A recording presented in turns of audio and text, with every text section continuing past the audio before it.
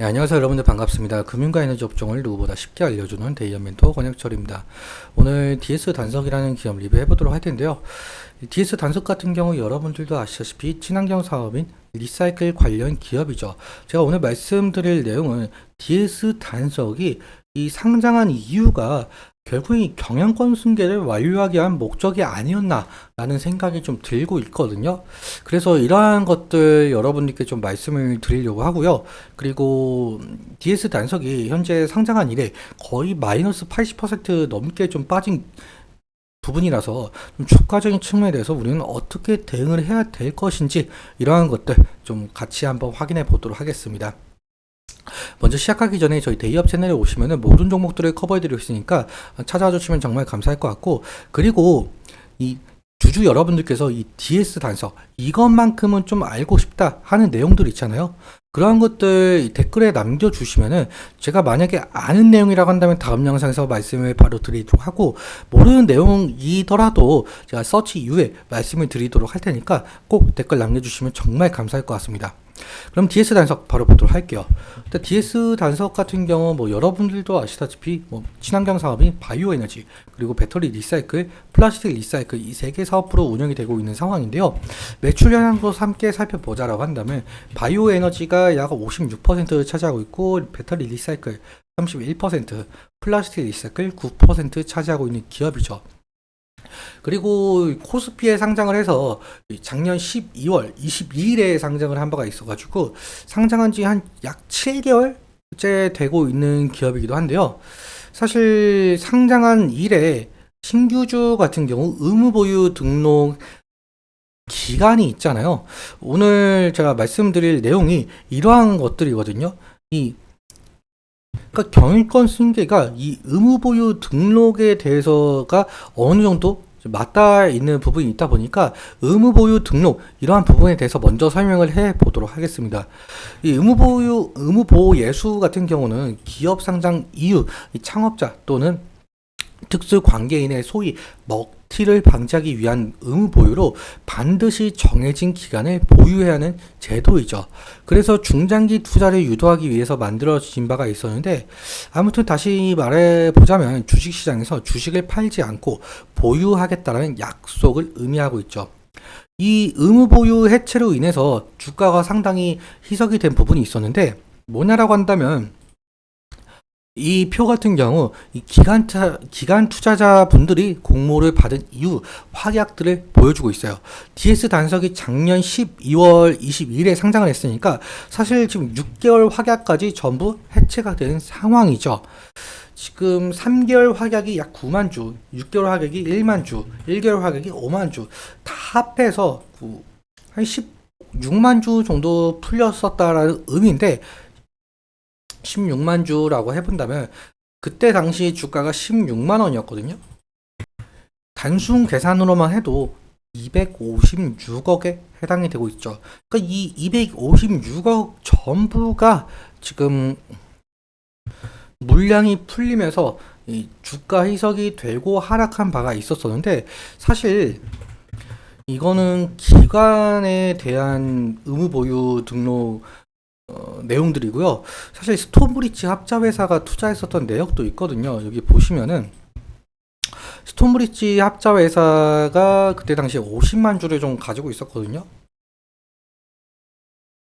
50만 주면은 16만 원으로 친다고 한다면 약 800억에 가까운 금액이었죠.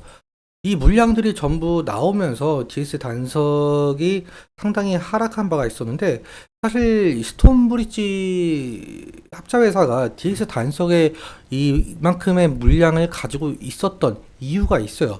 그것은 지배 구조와도 상당히 연관이 깊은데, 2020년 말 기준으로 DS 단석의 최대 주주는 여기 현재 한승욱 회장의 형인 한구재 전 회장이었습니다.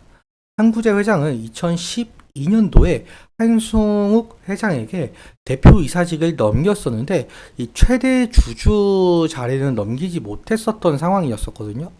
이때 DS 단석이 스톤브리지 캐피탈로부터 투자 유치를 추진을 한 바가 있었어요.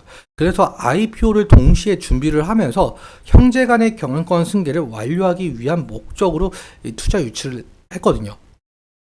아무튼 스톤브리지 캐피탈은 이 한승욱 회장과 그의 매형과 아들이 가진 지분 약 38.8%를 제외한 모든 지분을 사들였었고, 한구재 전 회장을 비롯한 다른 주주들은 이 과정에서 보유한 지분을 모두 현금화했었습니다. 당시 스톤브리지 캐피탈은 상환 우선주, 즉 특정 기간 동안 우선주의 성격을 가지고 있다가 기간이 만료되면 발행회사에서 이를 되사는 형태로 1년 만에 어느 정도의 지분을 정리했고, 이에 따라서 한승욱 회장은 단숨에 42.2%로 도약을 하게 된 거죠. 사실 이때 당시에 스톤브리지 캐피탈이 지분을 정리를 할 때 큰 이득을 보지 못했었던 상황이었거든요. 그래서 의무 확약이 풀리는 동시에 이 50만 주 전부를 현금화했다라고 볼 수가 있어요. 그렇기 때문에 이 DS 단석의 주가가 이렇게 하락을 한 것으로 보이고 있고, 사실적으로 보자라고 한다면 이렇게 지배구조 개편 때문에 이 DS 단석을 상장을 시켰고, 그리고 스톤브리지가 이득을 원해서 팔면서 이렇게 하락을 했었던 모습 함께 살펴봤었던 것 같습니다.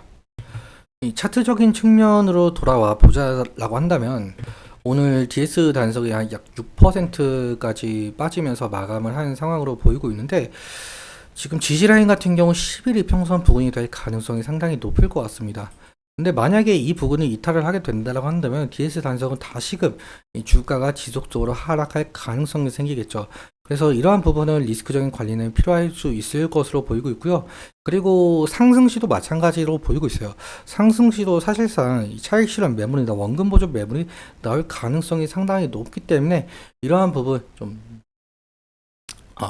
새겨주시면 정말 감사할 것 같고, 아무튼 수급적인 측면도 함께 살펴보자라고 한다면 DS 단석이 상장한 이래 약 110만 주 정도 개인이 매수를 했고, 그리고 외국인 같은 경우 5만 주 정도 매도, 기관 같은 경우 60만 주 정도 매도가 되었는데, 지금 연기금에서 지속적으로 들어온 모습은 좀 확인이 되고 있어요.